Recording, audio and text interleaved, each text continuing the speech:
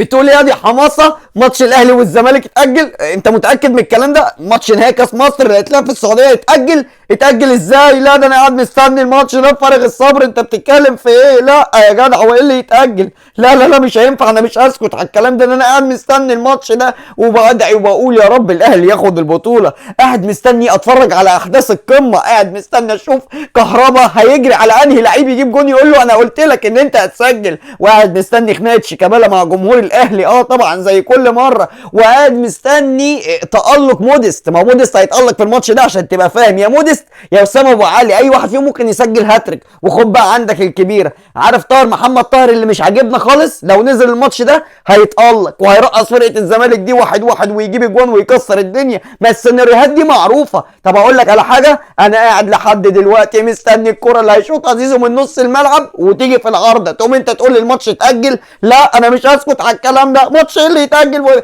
ايه؟ اتاجل بدل ما كان هيتلعب الساعه 7 هيتلعب الساعه 7 ونص؟ يعني هو اتاجل ساعه ونص بس؟ يا راجل طب مش تلحقني طيب من بدري وانا سرقت قوي في احلامي؟ لا لا لا لا مش هينفع الكلام ده. نص ساعه ماشي، اكتر من نص ساعه مش هينفع. ايوه انا الحكم، ايوه انا الحكم، وزي ما انتم شايفين كده لسه جاي من الجيم، يعني كل ايديا تمام، باخد بروتين وباخد امانيو وحاجات كده انتوا مالكوش دعوه بيها. فاحب اقول لكم اللي هيعترض بس على صفارتي انا مش هقول لكم انا هعمل فيه ايه، هشيله كده اخده على كتفي اجري بيه الملعب كله وارميه بره الملعب، عشان تبقوا فاهمين ما عنديش حاجه اسمها طرد، باخد اللعيب على كتفي كده واطرده بره ماشي، عشان نعدي اليوم ده. انا عارف ان انتوا بتعملوا شغب على طول. ايدك كده يا شيكا، الجون الخامس ده اوف سايد. والله ظلم حرام اللي بيحصل فينا ده. لحد امتى التحكيم هيفضل يعاند نادي الزمالك؟ ولصالح مين كل ده؟ لصالح النادي الاهلي. ايوه الحكم ظالم. هو فين الحكم؟ هو فين جون صحيح، جون صحيح 100% على فكره. اصلا احنا اللي بنتجامل، احنا اللي بنتجامل. ايه ده يا شيكا؟ الحكم ده حكم ولا مصارع؟ هم جايبين لنا فان دام ولا ايه؟ يا نهار ازرق، ده عنده عضلات مش عند الاندرتيكر نفسه. ده حكم ولا بودي جارد ولا ايه ده؟ لا تحكيم 100 100 وانا اشهد على نزاهه التحكيم. لا احنا مش بالعكس، ده احنا اللي متجاملين، احنا اللي متجاملين. النادي الاهلي بصراحه عدل تحكيمي.